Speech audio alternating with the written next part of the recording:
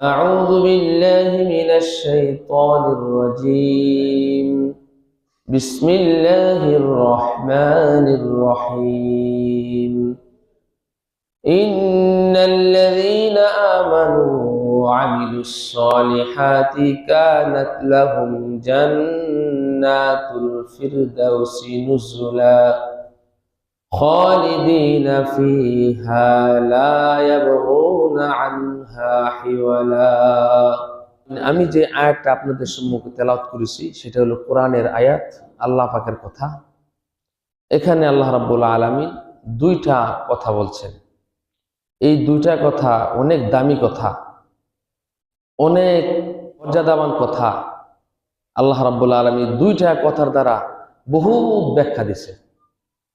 আল্লাহ তাআলা বলেন, ইন্নাল্লাযীনা আমানু ওয়া আমিলুস সলিহাতি কানাত লাহুম জান্নাতুল ফিরদাউসি নুজুলা। এখানে আল্লাহ রাব্বুল আলামিন বলেন, হে ইমানদারগণ, হে মুমিন, হে মুসলমান, আমি তোমাদেরকে বলতেছি।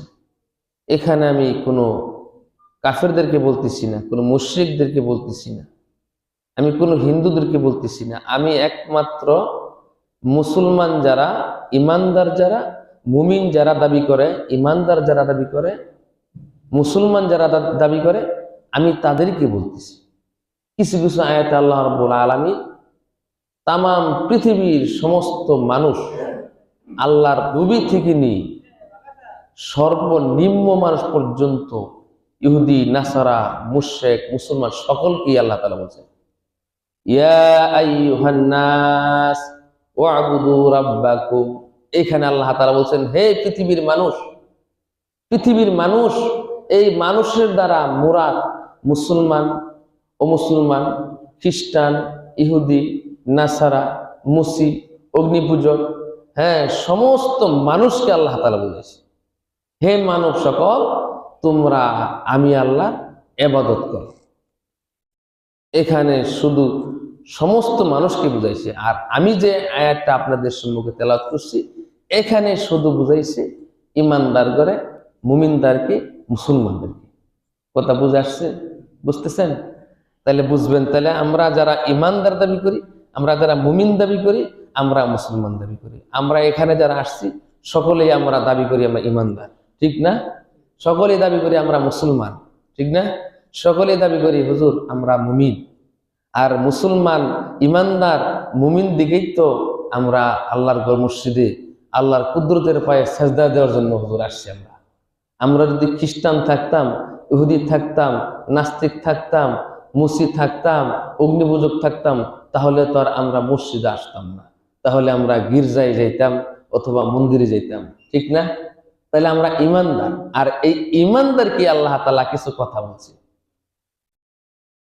ইন্নাল্লাযীনা আমানু ওয়া আমিলুস সলিহাতি কানাত লাহুম জান্নাতুল ফিরদাউসি নুজুলা খালিদিনা ফিহা লা ইয়াবগুনা আনহা হিওয়ালা। আল্লাহ রাব্বুল আলামিন বলেন, যারা ইমানদার দাবি করে, যারা মুমিন দাবি করে, যারা মুসলমান দাবি করে, তোমরা জানিয়া রাখো, তোমরা শুনিয়া রাখো, তোমরা বুঝো, ও ইমানদার, আমি তোমাদেরকে বলতেছি, যেহেতু তোমরা ইমানদার দাবি করো, তোমাদের আমল হলো দুইটা। একটা আমল হলো তুমি যে ইমানদার হইছ, ওই ইমানের উপর তোমার 1 নাম্বার অটল থাকতে হবে।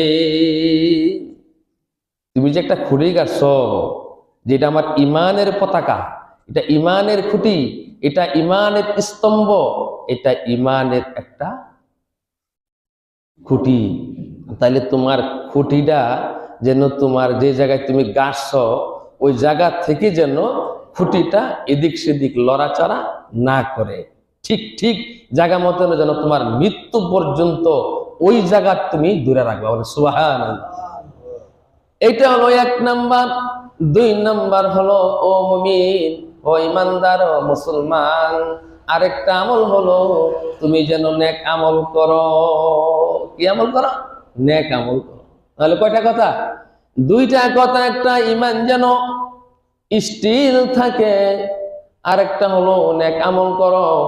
এই দুইটা কাজ যদি করো, আমি তোমাদেরকে সবচাইতে উচ্চ মর্যাদাবান, সবচাইতে দামি জান্নাতুল ফেরদাউসের তোমাদেরকে আমি মেহমান বানায় দিব। সুবহানাল্লাহ।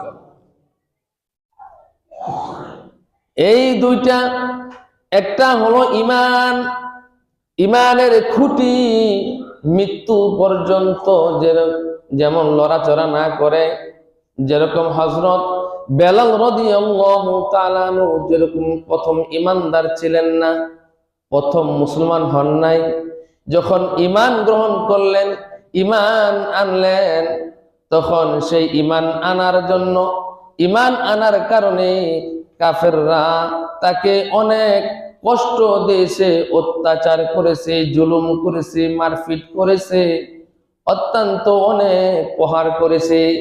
কারণ তুমি ঈমানদার হইছো, খুঁটি গেড়েছ, এই খুঁটিটা তুমি লাড়াচাড়া করো। কিন্তু বেলাল রাদিয়াল্লাহু তাআলা সেই খুঁটিটা কি করে নাই? লাড়াচাড়া করে নাই। যে আমি ঈমানের খুঁটি যে গাড়ছি এতে আমার জীবন চলে যাবে, কিন্তু আমি খুঁটি লাড়াচাড়া করব না। যে জায়গাতে খুঁটিটা বহাইছি সেই জায়গাতেই থাকবে। সেই বেলাল রাদিয়াল্লাহু তাআলা আনহুকে কাফের উমাইয়া গলার মধ্যে রশি লাগাইয়া মদিনার অলিতে গলিতে ঘোরাইছে ঈমান ছাড়ার জন্য। তারপরেও বেলাল রাদিয়াল্লাহু তাআলা ঈমান এনেছে, ঈমানের উপর অটল থাকার জন্য তার গলার মধ্যে রশি নিয়েছে, এই রশি লাগাইয়া ঘোড়ার দিয়া ভাইদা তাকে এই উত্তপ্ত বালির ভিতরে, পাথরের ভিতরে এরকম চড়াইছে যে বেলাল, তুমি যে ঈমান করছো, ঈমান ছেড়ে দাও। সেই ঈমানের স্তম্ভ, ঈমানের খুঁটি সে জীবন পর মৃত্যু পর্যন্ত সে ধরে রাখছে। এটার নাম হল ঈমানের খুঁটি লাড়াচাড়া করা যাবে না। এটা 1 নম্বর শর্ত। সেই ঈমানের জন্য খাব্বাব রাদিয়াল্লাহু তাআলা আনহু এত কষ্ট করেছে। খাব্বাব রাদিয়াল্লাহু তাআলা আনহু ঈমানের কালিমা পড়ার পরে তাকে এত শাস্তি দিয়েছে, উত্তপ্ত গরম কয়লার ভিতরে কাফেররা শোয়ায় রাখতো, তার পিঠের চামড়া গোশতগুলো খসে খসে মাটিতে পড়তো। তারপরও সে বলছে আমি ঈমানের খুঁটি গাড়ছি, এই খুঁটি লাড়াচাড়া করা যাবে না, আমি মৃত্যু পর্যন্ত এই পতাকাটা, ঈমানের পতাকাটা আমি ধরে রাখবো। এটার নাম হলো ঈমানদার।